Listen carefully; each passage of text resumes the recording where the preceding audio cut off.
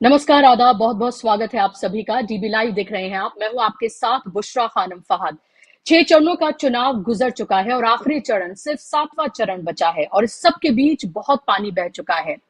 प्रधानमंत्री की भाषा का मयार किस हद तक गिरा है, ये हम सब ने देखा है और शायद अब हमें ये लगने लगा है कि इससे ज्यादा गिरी हुई भाषा का इस्तेमाल शायद कोई नहीं कर सकता है। प्रधानमंत्री तो आप छोड़िए, आज जो प्रधानमंत्री मौजूद थे एक और जगह पर और वो प्रचार कर रहे थे, तो अब आप देखिए कि जब हिंदू मुसलमान करके शायद उनको लगा कि बात नहीं बन रही है, फिर उसके बाद हमने बीच में देखा कि सिख वर्सेस मुसलमान करने की कोशिश की गई। तो आज प्रधानमंत्री कह रहे हैं कि हमारे देश में रविवार को छुट्टी होती थी, जब अंग्रेज यहां राज करते थे तो ईसाई समाज छुट्टी रविवार को मनाता है। ये परंपरा तब शुरू हुई। रविवार हिंदुओं से जुड़ा हुआ है, ईसाई समाज से जुड़ा हुआ है। हिंदू समाज से जुड़ा हुआ नहीं है, ये ईसाई समाज से जुड़ा हुआ है।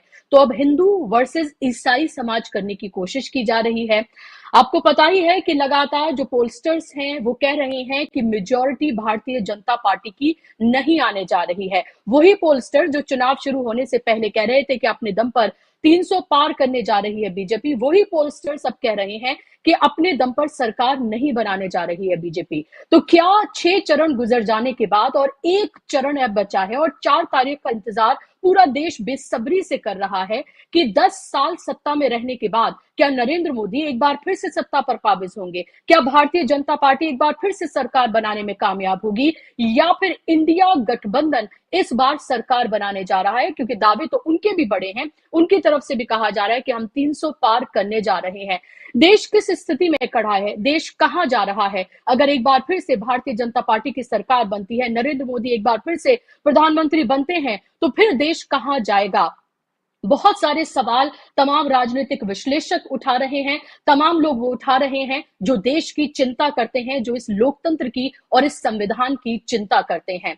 और आज मुझे बहुत खुशी हो रही है, मैं एक ऐसे बेहद खास मेहमान से आपका तारुफ कराने जा रही हूं, आपको मिलवाने जा रही हूं, जो इस देश के वित्त मंत्री रहे हैं, जो इस देश के विदेश मंत्री रहे हैं और जो इस देश के वरिष्ठतम नेताओं में जिनका शुमार होता है, जिनकी बातों को लोग सुनना पसंद करते हैं, जिनको देखना पसंद करते हैं और बहुत बेबाकी से वो अपनी बातों को रखते हैं। जी हाँ, मैं बात कर रही हूँ यशवंत सिन्हा जी की। मेरे साथ वो जुड़ गए हैं।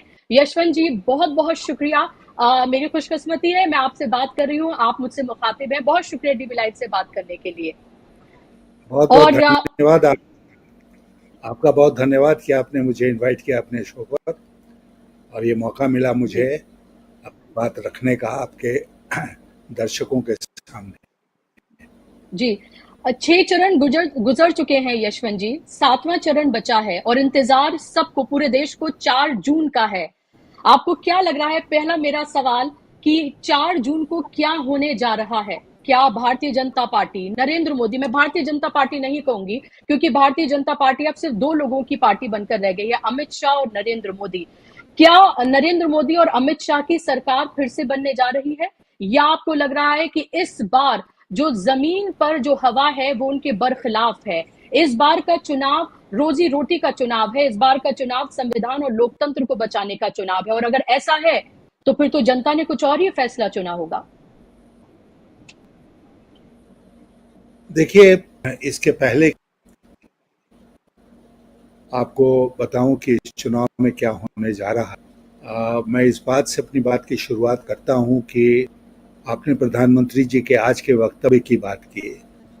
मुझे कोई आश्चर्य नहीं हुआ कि वो इस तरह का वक्तव्य उन्होंने एक बार फिर आज दिया है, क्योंकि वो लगातार, जानते हैं, लगातार ही वो इस तरह की बात करते रहे इस पूरे चुनाव में। अब 2-3 जो मैं इस चुनाव के कहना चाहता हूं वो ये है, 2014 का चुनाव आपको याद होगा, आज से 10 साल पहले हुआ था। उस चुनाव में मुख्य मुद्दा था यूपीए सरकार का भ्रष्टाचार और मोदी जी भाजपा के प्रधानमंत्री के दावेदार के रूप में आए, इस मुद्दे पर लड़ा गया, उस युद्ध था और इट वाज हिटिंग यू। आप जिससे बात करें ऐसा लगता था कि वो जो बोल रहा है that is giving U a body blow. इस तरह की बात थी कि साहब बिल्कुल इस बार सबक सिखा देना है पाकिस्तान को, मोदी जी को लाना है। तो वो वेव था। रहा। अब 5 साल के बाद फिर चुनाव हो रहे हैं। इस चुनाव में क्या है, इस चुनाव में कोई वेव नहीं है। पहली बात, मोदी जी लाख कसरत कर ले, इस चुनाव में वो वेव नहीं पैदा कर पाए। और एक अगर अंडर करंट है तो वो अंडर करंट मोदी जी के खिलाफ है। और लोग जो हैं वो 10 साल इनकी शासन देख चुके हैं। आश्चर्य की बात जो है वो इस चुनाव में कि मोदी जी की तरफ से जो नैरेटिव लोगों के सामने रखने की कोशिश की जा रही है वो फिर हिंदू, मुसलमान और पाकिस्तान है। लेकिन 6 जो फेजेस गुजर गए उसमें ये काम नहीं आया। अब लास्ट फेज है, तो लास्ट फेज में क्रिश्चियंस को उन्होंने घसीटा। इसमें संडे की बात कर रहे हैं और कोशिश बराबर से उनकी रही इस चुनाव में, जब से प्रचार शुरू हुआ या इवन उसके पहले से, कि इसको वो हिंदू मुसलमान चुनाव बनाए। पाकिस्तान को भी शामिल करने की कोशिश उन्होंने की। अब वो क्रिश्चियंस को भी इसमें घसीट रहे हैं। लेकिन चुनाव मोदी जी के हाथ से निकल गया है। और मैं बहुत तो नहीं घूमा, लोगों से बातचीत करता रहा देश भर में, और अपने पुराने निर्वाचन क्षेत्र में मैं रहा। और जमीनी जो हकीकत है उसको देखने का, सुनने का, समझने का मुझे मिला। और मैंने देखा विकल्प की, एक ऑल्टरनेटिव की कोशिश की तलाश में है। और ऑल्टरनेटिव उनको मिल गया है इंडिया गठबंधन में, क्योंकि पहली बार नेशनल लेवल पर इंडिया गठबंधन बना, एक मजबूत गठबंधन बना। और वो लोग साथ मिलकर चुनाव लड़ रहे हैं यहीं दिल्ली में, जहां पर हम बैठे हैं आज के दिन। यहाँ पर आम आदमी पार्टी और कांग्रेस में समझौता हो गया है। तो उनकी जो कंबाइंड स्ट्रेंथ है उसका मुकाबला भारतीय जनता पार्टी को करना पड़ रहा है। और दिल्ली में भी इनकी हालत बहुत अच्छी नहीं है, ऐसा बता रहे हैं लोग। तो ये मोदी जी को साफ अब पता चल चुका है कि ये चुनाव उनके हाथ से निकल गया है। हर फेज में वो कमज़ोर पड़ते चले गए हैं। जो सोचकर इलेक्शन कमीशन के द्वारा 7 फेज बनाए गए वो उल्टा पड़ गया है। और मोदी जी जितनी भी कोशिश कर ले, वो 7वें फेज में चुनाव को पलट नहीं सकते हैं। और चुनाव उनके हाथ से निकल गया है। और मुझे कोई आश्चर्य नहीं होगा अगर इस बार एब्सोल्यूट मेजॉरिटी इंडिया गठबंधन को मिल जाती है। जी, बड़ी बात कह रहे हैं आप कि आपको कोई ताज्जुब नहीं होगा कि अगर इंडिया गठबंधन को मेजॉरिटी मिल जाती है। यशवंत सिन्हा जी, मेरा सवाल ये है कि एक ऐसा चेहरा क्रिएट किया गया जिसको ये बताया गया, मीडिया ने गढ़ा ये पूरा, कि एक ये अजय चेहरा है, इनको हराया नहीं जा सकता। ये सवाल किया गया, if not more than who. और उस हु का जवाब शायद लोगों को अब मिल रहा है। नाराजगी इतनी है कि लोगों ने हु के तौर पर इंडिया गठबंधन को चुना है। और वो जो नैरेटिव मीडिया के जरिए गढ़ा गया, जहां इस बार प्रधानमंत्री एक चैनल को 5-5 इंटरव्यूज दे रहे हैं, कोई चैनल उन्होंने छोड़ा नहीं होगा। वो इंटरव्यूज नहीं होते हैं बल्कि स्टेज्ड एक तरह का उनका प्रचार होता है जो वो करते हैं, जहां पर कोई काउंटर क्वेश्चन नहीं होता, सिर्फ और सिर्फ लिखे हुए सवाल होते हैं, उनके वो जवाब देते हैं। आखिर आपको कौन सी वो चीजें लगती हैं जो नरेंद्र मोदी सरकार के खिलाफ गई हैं, जिस वजह से ये माहौल 2024 में पूरी तरीके से पलटा है?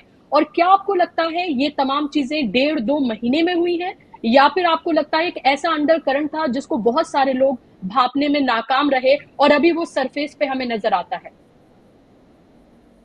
देखिए, आग तो बहुत दिनों से सुलग रही थी, धुआं उठ रहा था, लपटें नहीं थी। और इसलिए शायद लोगों को नजर नहीं आ रहा था कि आग सुलग रही है। दूसरी बात जो है कि मोदी जी जब शासन में आए, और ये एक्सपेरिमेंट शायद गुजरात में उन्होंने किया होगा, कि उन्होंने महसूस किया कि भाई मीडिया को मैं कंट्रोल कर लूँ, हर तरह का media, social media, print media, electronic media, इसको अगर मैं कंट्रोल कर लूँ तो जो भी नैरेटिव मेरा होगा वही लोगों के बीच में जाएगा, दूसरा कोई नैरेटिव लोगों के नहीं पहुंचेगा। और ये कोशिश उन्होंने की, उनको इसमें सफलता भी मिली। मीडिया उनके सामने झुक गई, लेट गई, पूरी तरह से उनकी गुलाम हो गई। गोदी मीडिया का टर्म प्रचलित हो गया जो पहले कोई जानता नहीं था। और नैरेटिव जो मोदी जी चलाते थे वो नैरेटिव चलने लगा। लेकिन हम लोग भूल गए इस बात को कि सोशल मीडिया और प्रिंट मीडिया और इलेक्ट्रॉनिक मीडिया के अलावा एक पीपुल्स मीडिया भी है। जुबान से लोगों के तक जो बात पहुंचती है वो शायद ज़्यादा कारगर होती है। और मैं इसका चश्मदीद हूँ। 1977 का चुनाव जब हो रहा था उस समय भी बहुत कंट्रोल था सब चीज़ के ऊपर। और जो नैरेटिव बढ़ा जा रहा था, कोशिश यही थी कि वही लोगों तक पहुँचे। लेकिन जो एक स्ट्रॉन्ग अंडर करंट था उसी का नतीजा रहा कि श्रीमती गांधी का भी चुनाव हार गई 77 के चुनाव में। तो अंडर करंट बहुत स्ट्रांग हो गया। इस बार वो अंडर करंट फिर बहुत मजबूत हो गया है। और सारी कारगुजारियों के बावजूद मोदी जी का नैरेटिव इस बार नहीं चल रहा है। मैं जिस क्षेत्र से आता हूँ, हजारीबाग, झारखंड, वो कम्युनली बहुत सेंसिटिव इलाका है। वहाँ पर ज़बरदस्त रामनवमी का फेस्टिवल होता है। और with the drop of A hat जिसको कहते हैं, वहाँ पर कम्युनल टेंशन हो जाता है। इस बार भी कोशिश की गई कि कम्युनल टेंशन हो जाए। एक पर्टिकुलर इलाका है जहाँ एक बहुत पुराना मसला है, उसको सुलझाने की कोशिश की गई, चला नहीं। इस बार लोग डिटर्मिन्ड थे कि इस चुनाव के हिंदू मुसलमान नहीं बनने देंगे। और इसलिए हजारीबाग में भी ये हिंदू मुस्लिम नहीं बना, कोई वेव नहीं। लोगों ने कैंडिडेट्स को देखकर, उनकी पार्टियों को देखकर तय किया किसके पक्ष में वोट डालना है। और मुझे लगता है कि कमोबेश पूरे देश में यही बात चल रही है। और मोदी जी अब क्रिश्चियंस को लाएं या और किसी कम्युनिटी को लाएं, उसका कोई असर नहीं पड़ने वाला है। उनकी जो भाषा है वो इतने निचले स्तर की हो गई है कि शर्म आती है कभी कभी एक भारतीय के नाते कि मेरा प्रधानमंत्री, मेरे देश का प्रधानमंत्री इस तरह की भाषा का प्रयोग कर रहा है। और जी, अगर वो सोचते हैं कि इसका असर नहीं पड़ रहा है तो वो गलत सोचते हैं। आपको याद होगा ना, पश्चिम बंगाल का जो चुनाव था उसमें उन्होंने कहना शुरू किया, दीदी ओ दीदी, और लोग खूब मजा लेते थे उसका। लेकिन क्या हुआ चुनाव में, अभी जानता हूं। जी बिल्कुल। क्या आपको लगता है यशवंत जी की 400 पार का जो नारा गढ़ा, उनको लगा कि एक ऐसा टारगेट बना दिया जाए जिसके आगे सब कुछ ध्वस्त हो जाए? और नारे और जुमले गढ़ने में तो आपको पता है ये सरकार माहिर है। उन्होंने ये नारा गढ़ा, ये जुमला गढ़ा 400 पार का, और उस 400 पार को उड़ा ले गया इंडिया गठबंधन, जहां उसने ये नैरेटिव बनाया कि 400 पार वो इसलिए चाहते हैं क्योंकि वो लोकतंत्र खत्म करना चाहते हैं, क्योंकि वो संविधान खत्म करना चाहते हैं। लोकतंत्र, संविधान खत्म होने का मतलब आरक्षण खत्म करना चाहते हैं। और इसीलिए वो दलित वोटर जो कहीं ना कहीं हाथी यानी कि मायावती को चुनता, वो जब वो वहां लगता है कि वो कमजोर हैं तो वो फूल की तरफ जाता था, यानी कि कमल के फूल की तरफ, बीजेपी की तरफ। इस बार उसने वो भी ना चुनकर उसने इंडिया गठबंधन यानी कांग्रेस और जो उनके सहयोगी दल हैं उनको चुनना पसंद किया। क्या आपको लगता है यही सबसे बड़ी गलती थी जो 400 पार का नारा गढ़ा, और ये 400 पार का नारा ही नरेंद्र मोदी को ले उड़ा? देखिए, मैं कम से कम 3 उदाहरण जानता हूं जहां इस तरह का नारा गढ़ा गया विधानसभा के चुनाव में। पहला, मेरा राज्य जो है प्रदेश झारखंड, वहां पर जब पिछली बार विधानसभा के चुनाव हो रहे थे तो बीजेपी वालों ने ये नारा दिया, अब की बार 65 पार। एक हाउस है, लेकिन बीजेपी ने कहा अब की बार 65 पार। सरकार थी उस समय, सत्ता में बीजेपी थी। 65 पार मिला कितना उनको? 25, मात्र 25 सीटें मिली सत्ता से। उसके बाद बंगाल का चुनाव हुआ, बंगाल के चुनाव में क्या नारा दिया, अब की बार 200 पार, मिला कितना, 27। विपक्ष बैठ गए और ममता बनर्जी और ज्यादा सीटें जीतकर सत्ता में आ गई। कर्नाटका का चुनाव हो रहा था, विधानसभा का। कर्नाटका के चुनाव में अमित शाह ने कहा एक टीवी इंटरव्यू में, हाफे मार्क है, उससे हमको 13 ज्यादा मिलेगी। 13 एक नंबर था, 14 नहीं, 12 नहीं, 13 ज्यादा मिलेगी। क्या हुआ, चुनाव हार गए, सत्ता से बाहर हो गए। तो बीजेपी सबक नहीं सीखती है, मोदी और अमित शाह सबक नहीं सीखते हैं, और इसलिए उन्होंने 400 पार का नारा इस बार दिया। नारा उल्टा बैठ गया। कभी कभी नारे जो हैं उल्टा, जैसे हम लोग जब शासन में थे और नारा चला इंडिया शाइनिंग 4 में, याद होगा कैसे उल्टा पड़ गया। तो कभी कभी नारे चुनाव में उल्टा पड़ जाते हैं। इस बार भी ये नारा 400 पार का उल्टा पड़ गया, क्योंकि विपक्ष ने इसका पूरा पूरा फायदा उठाया और इसके अराउंड एक ऐसा नैरेटिव उन्होंने गढ़ा जो जिसको लोग समझ गए और लोग पता चल गया कि 400 पार का नारा क्यों। जी। अभी अगर अमित शाह ये कह रहे हैं कि 5 चरणों में ही हमने 300 सीटें क्रॉस कर ली हैं, यानी कि उनको एब्सोल्यूट मेजॉरिटी 5 चरणों के बाद ही मिल गई है और 2 चरण और बचे हुए हैं, यानी कि 58 और 57 सीटें।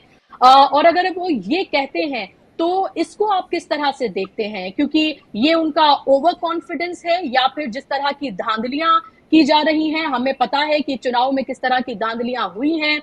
इलेक्शन कमीशन भी इससे बिल्कुल अछूता नहीं है, ये भी हमारे सामने है तमाम चीजें।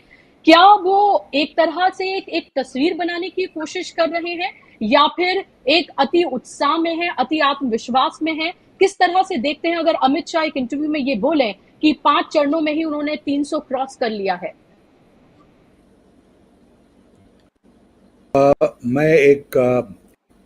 मैं कहना चाहूंगा आपसे कि ये टोटल बकवास है। बकवास शब्द का इस्तेमाल मैं नहीं करना चाहता था, लेकिन जो हो रहा है, जो हमारे सामने, उसको देखते हुए मुझे लगता है पास कोई शब्द नहीं है। ये लोग थ्रू आउट इसी तरह का बकवास करते रहे हैं और 3 चरण में 5 चरण में कर लिया, अब बाकी जो चरण है उसमें 400 पार हो जाएगा, भी 370 मिल जाएगा। ये बिल्कुल ही अनबिलीवेबल है, इस पर कोई विश्वास नहीं कर सकता है। लेकिन जो आश्चर्य की बात है वो ये है कि इस बात को कह कौन रहा है? ये आप नहीं कह रहे हैं, मैं नहीं कह रहा, कह रहे हैं देश के गृह मंत्री। और देश के गृह मंत्री जिस जिम्मेदार पद पर बैठे हैं और जिस तरह की सारी सूचनाएं उनके पास आती हैं, केवल पार्टी से नहीं, इंटेलिजेंस ब्यूरो से आती हैं और दूसरी जो एजेंसीज है गवर्नमेंट की, वहां से सूचनाएं आती हैं। और मुझे पूरा विश्वास है कि अगर इंटेलिजेंस ब्यूरो सही ढंग से अपना काम कर रहा है तो उसने बता दिया होगा होम मिनिस्ट्री को कि अभी तक के जो 6 चरण हुए हैं, फेजेस हुए हैं, उसमें इनका पोजीशन क्या रहा है। तो इसका मतलब कि अगर वो इसके बाद भी कह रहे हैं कि 310 पार कर गए 5वें में, तो वो सरासर झूठ बोल रहे हैं और कुछ नहीं। और देश को के गृह मंत्री को इस तरह की बात नहीं करनी चाहिए। बट अब छोड़िए गृह मंत्री की क्या बात करें, जब प्रधानमंत्री सारी सीमाएं लांघ गए तो गृह मंत्री को कौन पूछता है। जी, आपका आकलन क्या कहता है? आपका राजनीतिक अनुभव और जो जमीन पर आप लोगों से बात कर रहे हैं, आपका अनुभव क्या कहता है कि भारतीय जनता पार्टी अपने दम पर कितनी सीटें ला रही है और इंडिया गठबंधन को कितनी सीटें मिल सकती हैं? और 4 जून की तस्वीर को आप कैसे देख रहे हैं? देखिए, सेफोलॉजिस्ट नहीं हूँ और ये भी मैं एडमिट करूंगा कि मैंने देश भर में घूम घूम कर लोगों के मूड को जानने की कोशिश नहीं की है। हाँ, टेलीफोन से मैं बात करता रहा हूँ विभिन्न क्षेत्र में लोगों से। ग्राउंड पर मैंने अपने कॉन्स्टिट्यूएंसी का और झारखंड का हाल जाना है और इसके बेसिस पर मैं ये कह रहा हूँ कि इस चुनाव में भाजपा भारतीय जनता पार्टी से जमीन खिसक गई है और प्रधानमंत्री और गृह मंत्री इसको बखूबी जानते हैं। कितना होगा, मैं समझता हूं कि बहुमत से भारतीय जनता पार्टी और उसके सहयोगी दल बहुत दूर रह जाएंगे, इतनी दूर रह जाएंगे कि सारे जोड़ तोड़ करने के बाद भी उनकी सरकार नहीं बनेगी। लेकिन मैं इंडिया गठबंधन के नेताओं को एक मशवरा भी देना चाहता हूं और एक चेतावनी भी देना चाहता हूं। राष्ट्रपति के पास जाकर क्लेम करने के लिए उनको एक नेता चुनना पड़ेगा। उसी नेता के नेतृत्व में वो राष्ट्रपति भवन जाएंगे और कहेंगे हमको बहुमत है और हम सरकार बनाएंगे। प्री पोल गठबंधन है इंडिया गठबंधन, इसलिए इसकी उतनी ही मान्यता है, महत्व है जितना एक पॉलिटिकल पार्टी का है, जितना भाजपा का अकेले है उतना महत्व इंडिया गठबंधन का होगा चुनाव के बाद। तो उनको तुरंत हरकत में आना पड़ेगी और तुरंत नेता चुनकर राष्ट्रपति भवन जाना पड़ेगा। नहीं तो हो सकता है कि ये चलाने की कोशिश की जाए कि भाई भारतीय Janata party single largest party है, इसलिए भारतीय जनता पार्टी को सबसे पहले बुलाया जाए। और अगर भारतीय जनता पार्टी को बुलाया जाता है तो भारतीय जनता पार्टी के लीडर अटल बिहारी वाजपेयी तो है नहीं आज के दिन तो मोदी और शाह हैं और इनके लिए मोरालिटी नाम की कोई चीज़ तो है नहीं। तो इसलिए वो निमंत्रण को स्वीकार करेंगे अल्पमत में होते हुए भी, और फिर जोड़ तोड़ की राजनीति शुरू हो जाएगी। बहुत बुरा हाल होगा और उससे बचने का एक ही उपाय है कि इंडिया गठबंधन के लोग तुरंत मीटिंग करें, मीटिंग करके वो अपना नेता चुने और जाकर राष्ट्रपति भवन में उस नेता के नेतृत्व में जाकर बोले हम नेता चुन चुके हैं, इंडिया गठबंधन को मेजॉरिटी है, इसलिए आप हमको शपथ लेने के लिए बुलाइए। ये उनको करना पड़ेगा, तभी वो भाजपा से बच पाएंगे। जी, क्या आपको किसी तरह का कोई डर भी है कि 4 जून को कुछ ऐसा हो सकता है अप्रत्याशित जो शायद इससे पहले देश में कभी ना हुआ हो? इसके 1-2 एग्जाम्पल मैं आपके सामने रखना चाहूंगी। मनोज पांडे जो कि सेना अध्यक्ष हैं, उनका 1 महीने के लिए बीच इलेक्शन में कार्यकाल बढ़ा देना। दूसरा, पार्लियामेंट की सिक्योरिटी सीआरपीएफ से सीआईएसएफ को दे देना और जवान 1400 थे और अब जो है सीआईएसएफ के 3000 से ज्यादा जवान जो हैं वो पार्लियामेंट की सिक्योरिटी को देखेंगे।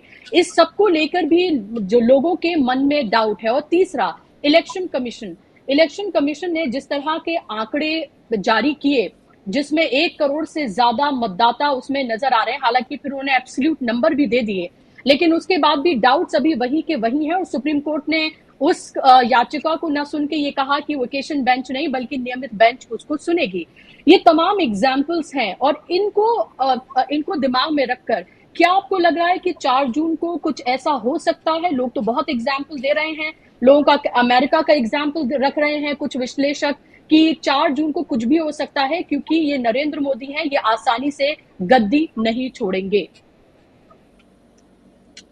देखिए, मैं अपने लंबे अनुभव के आधार पर आपसे कहना चाहूँगा कि मैंडेट के खिलाफ, जो जनता का मैंडेट है उसके खिलाफ कोई भी जाना चाहे वो इलेक्शन कमीशन हो, चाहे वो सीआरपीएफ वगैरह हो, सीआईएसएफ हो, पार्लियामेंट की सिक्योरिटी हो या स्वयं देश के प्रधानमंत्री हो, जनमत के खिलाफ जाएंगे तो लोग सड़कों पर उतरेंगे और सड़कों पर उतरकर भीषण फिर घमासान होगा।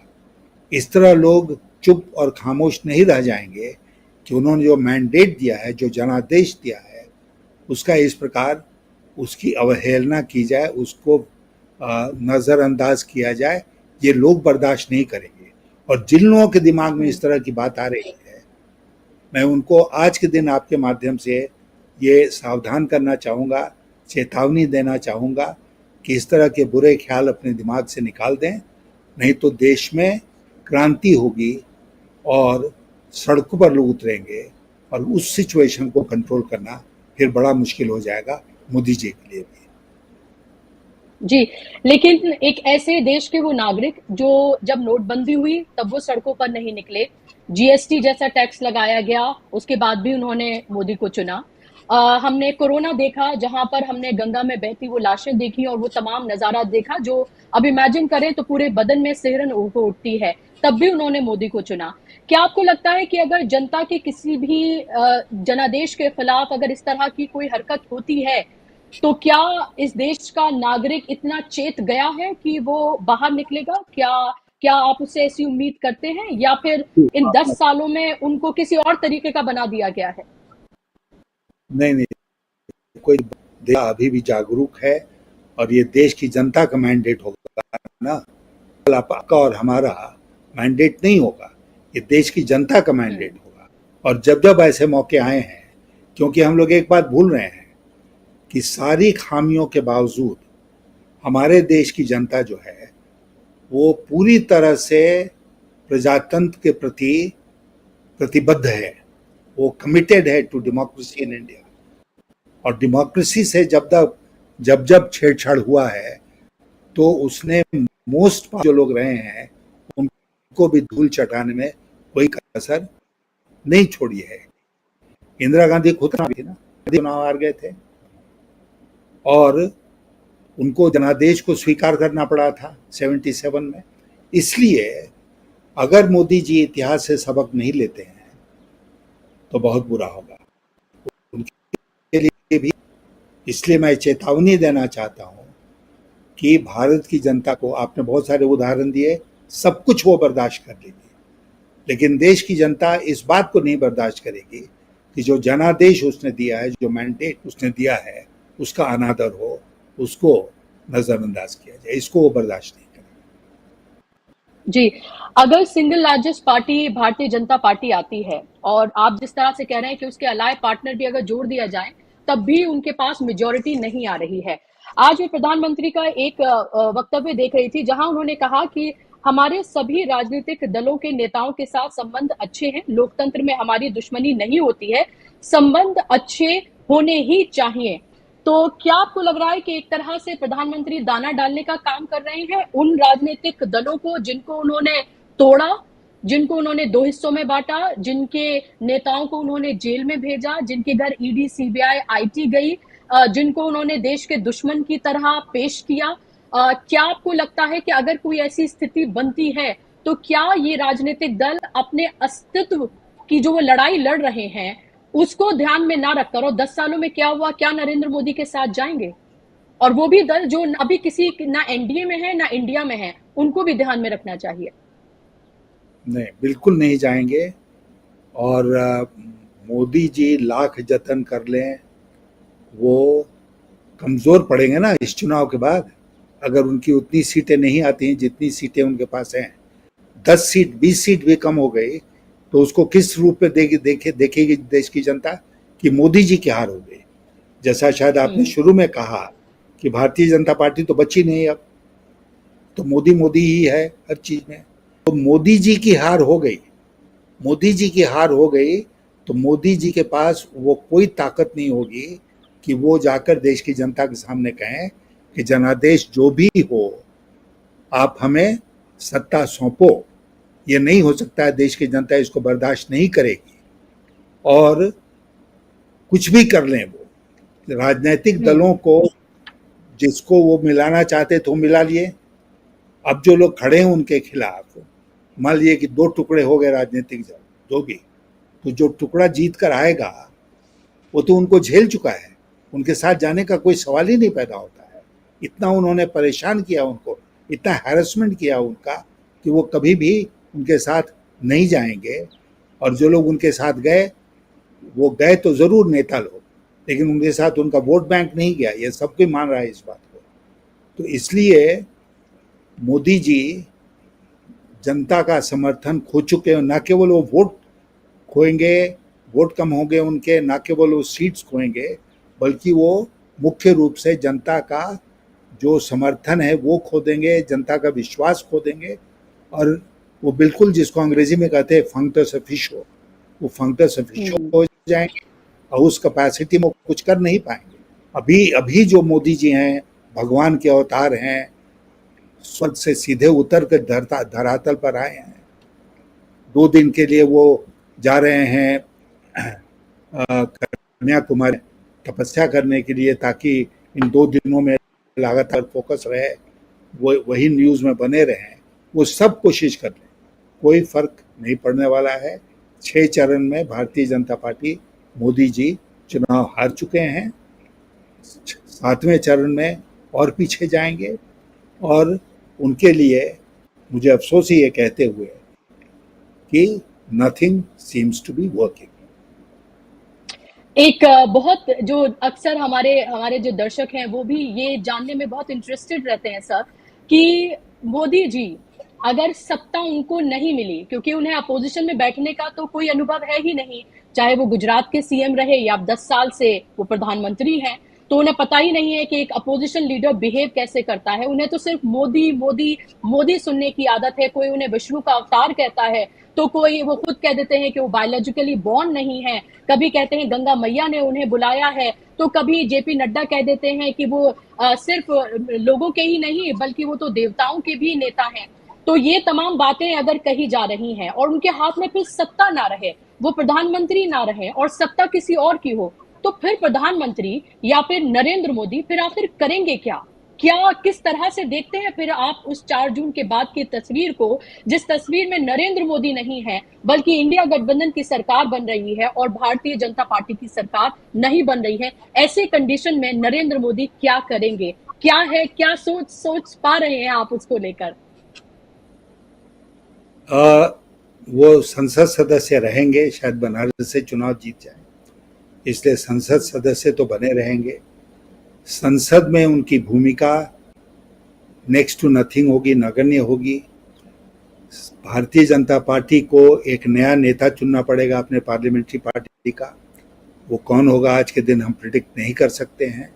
मोदी जी नहीं होंगे, और इसलिए मोदी जी एक साधारण लोकसभा के मेंबर होंगे, और मुझे लगता है कि पार्लियामेंट के कामकाज में वो उतनी रुचि नहीं लेंगे जितनी हम लोग कल्पना करके बैठे हैं।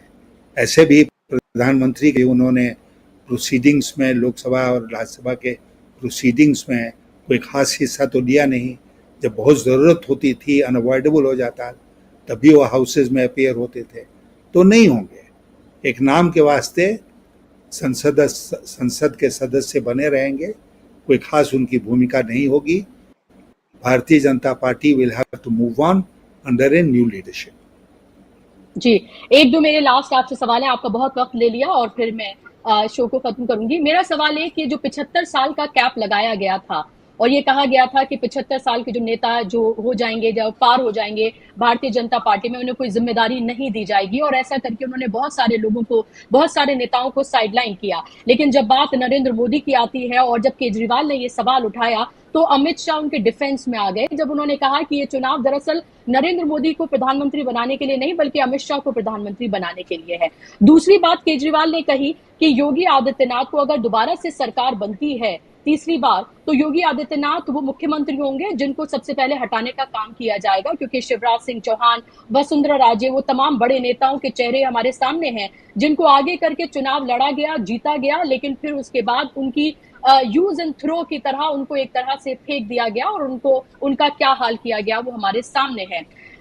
मेरा सवाल ये है कि क्या ये दोनों चीजें भी आपको लगता है कि एक तरह से कारगर साबित हुई हैं, लोगों के जहन में ये आ गया है कि अगर इस बार चुनाव जीते हैं तो नरेंद्र मोदी नहीं बल्कि अमित शाह के लिए चुनाव है और योगी आदित्यनाथ को हटाया जा सकता है, और ठाकुर समाज ने इसलिए भी जो कि ट्रेडिशनल वोटर रहा बीजेपी का, बीजेपी को इस बार या तो वोट नहीं किया, बिल्कुल ही वोट नहीं किया, या फिर बीजेपी को वोट न करके जो जिताऊ कैंडिडेट है उसको दिया।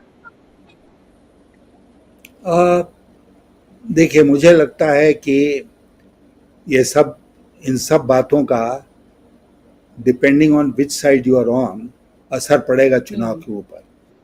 मैं अपने अगर प्रदेश की बात करूं तो हमारे यहाँ भारतीय जनता पार्टी के 2 सांसद थे जो राजपूत ठाकुर कम्युनिटी से आते थे। दोनों का टिकट काट दिया गया, उसके बदले एक राजपूत को भी उन्होंने टिकट नहीं दिया। तो वहाँ पर एक लोकल एटमॉस्फेयर बना कि भाई बहुत गड़बड़ किया उन्होंने, कायस्थों का टिकट काट दिया, और उसके बदले किसी कास्ट को नहीं दिया तो कास्ट कम्युनिटी गुस्से में आ गई। इस तरह के लोकल फैक्टर्स काम करते हैं। और अब मोदी जी और अमित शाह क्या निपटेंगे योगी आदित्यनाथ से? अगर वो सत्ता से बाहर हो जाएंगे तो योगी आदित्यनाथ ही इनसे निपटेंगे, ये उनसे नहीं निपटने की स्थिति में होंगे। तो इसलिए मुझे नहीं लगता है कि इसका बहुत कुछ हम लोगों को विश्लेषण करना चाहिए आज के दिन। मैंने आपसे कहा कि चुनाव अगर हम मतलब भाजपा हारती है तो मोदी जी हारते हैं, भाजपा नहीं हारती है, शायद मोदी जी हारते हैं। और इसलिए एक तो बात बिल्कुल पक्की है कि मोदी जी फिर पार्लियामेंट्री पार्टी के नेता नहीं बनना चाहेंगे या नहीं बनेंगे, और एक नया नेतृत्व आएगा। और भारतीय जनता पार्टी के लिए भी ये बेहतर होगा कि वो एक नए नेतृत्व के कुल साथ लेकर आगे बढ़ने की कोशिश करे। पुराने घिसे पिटे स्टील राजनेताओं के साथ चलने से उनको कोई फायदा नहीं होने वाला है। तो वो लोग हैं भारतीय जनता पार्टी जो इंतजार कर रहे हैं इस मौके का, वो इसको हाथ से जाना नहीं देना चाहेंगे। तो इसलिए कोई बड़ी भूमिका हारने के बाद मोदी जी और अमित शाह के लिए मैं नहीं देखता हूँ। उनकी पकड़ बिल्कुल कमज़ोर हो जाएगी और देश की राजनीति में भी जो आज के दिन वो लार्जर देन लाइफ बन के घूम रहे हैं, वो सिचुएशन नहीं रहेगा। बिल्कुल, एक राजा की तरह उन्हें पेश करने की कोशिश की जाती है और राजा, उनके पार्टी के लोग, नेता खुद उनको राजा बोलते हुए नजर आते हैं। ये प्रजातंत्र है और यहाँ पर चुन के जो नेता जाता है वो राजा कैसे आप उसको कह सकते हैं? तो राजा कहा जाता है, उनको उसी तरह से दिखाया भी जाता है। आपको लग रहा है कि सत्ता जाने के बाद जो लोग एक तरह से जब्त करके बैठे हुए हैं, उर्दू में वर्ड है जब्त करके, बर्दाश्त करके जो बैठे हुए हैं, खुद उनके पार्टी के लोग जिनको साइडलाइन किया गया, राजनाथ जैसे लोग जो कि इतने वरिष्ठ नेता, वो भले ही उनके पास पोर्टफोलियो हो लेकिन उनकी हैसियत क्या है पार्टी में ये सबको पता है। इसके अलावा ऐसे ही और नेता, क्या आपको लगता है वो खुद खुलकर मुखर होकर सामने आ जाएंगे जो अभी जब्त कर कर बैठे हुए हैं, जिन्होंने 10 साल एक तरह से खून का घूंट पिया? जो लोग जब्त करके बैठे हुए हैं वही खुलकर सामने नहीं आएंगे, वो तो आएंगे ही आएंगे। मैं उनकी बात कर रहा हूँ जो राजा को मुकुट पहनाने में आगे आगे थे। वो सबसे पहले उस मुकुट को उतारने में आगे आगे दिखेंगे। यही यहाँ का रहा है चरित्र, यही देखने को आगे भी मिलेगा। और जो लोग अपने को राजा या भगवान मानकर बैठे हैं, उनकी छीछा लेकर होने से कोई रोक नहीं सकता है। लास्ट क्वेश्चन, 4 जून को प्रेसिडेंट का रोल आप कैसे देखते हैं? द्रौपदी मुर्मू का रोल आप कैसे देखते हैं? क्या कुछ डाउट्स हैं आपके मन में उसको लेकर? नहीं, एक ही सिचुएशन में कुछ डाउट की गुंजाइश बनती है।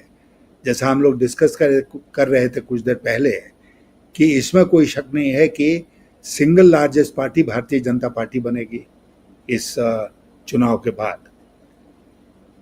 लेकिन मैं साथ साथ आपसे ये भी कह रहा था कि चूंकि इंडिया गठबंधन एक प्री पोल अलायंस है, इसलिए उसकी भी उतनी ही मान्यता है जितनी कि एक सिंगल पार्टी की है।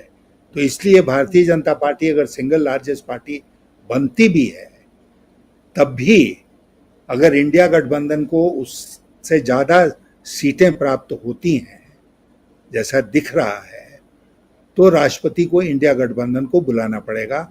अगर वो सिंगल लार्जेस्ट पार्टी का के बेसिस पर चल तो वो गलती करती हैं और लगता है कि तब फिर बहुत उठापटक, इसको आसानी से लोग स्वीकार नहीं करेंगे कि सिंगल लार्जेस्ट पार्टी को प्रेफरेंस दिया और जो प्री पोल अलायंस है उसको उसको उन्होंने बनाने के लिए नहीं बुलाया। इसलिए मैं आपसे कह रहा था कि इंडिया अलायंस को तुरंत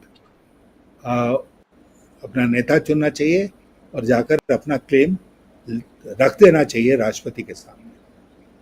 जी, बिल्कुल यही मुझे लग रहा है कि 1 जून को जो बड़ी मीटिंग बुलाई गई है इंडिया गठबंधन की, शायद ये तमाम ही चीज़ें हैं, इन सबको तय करने के लिए, इन पर बात करने के लिए क्या सिचुएशन होगी, क्या स्थिति पैदा होगी 4 जून को, इसी सब के लिए 1 जून को इंडिया गठबंधन ने अपनी बैठक बुलाई है। देखना ये होगा जब एजेंडा सामने आएगा कि क्या कुछ उसमें तय होगा और उसके मीटिंग के बाद क्या तय किया गया है, ये भी देखना बेहद महत्वपूर्ण होगा। लेकिन ये साफ तौर पर लगता है कि फूक फूक कर कदम रखे जा रहे हैं और ये चांस ऐसा है जिसको जाने नहीं देना चाहता है इंडिया गठबंधन, क्योंकि उनको भी पता है कि अगर इस बार सत्ता चली गई तो फिर चुनाव किस तरह से होगा वो सबके सामने, वो खुद रशिया जैसे तमाम मॉडल्स का एग्जाम्पल देते रहे हैं। बहुत बहुत शुक्रिया यशवंत सिन्हा जी, आपने वक्त दिया, आप हमारे साथ जुड़े। It was absolutely my pleasure to have you on my show. Thank you so much, बहुत बहुत शुक्रिया। तो बहुत शुक्रिया आप तमाम दर्शकों का भी इस कार्यक्रम का हिस्सा बनने के लिए। आज के कार्यक्रम में बस इतना ही। नमस्कार।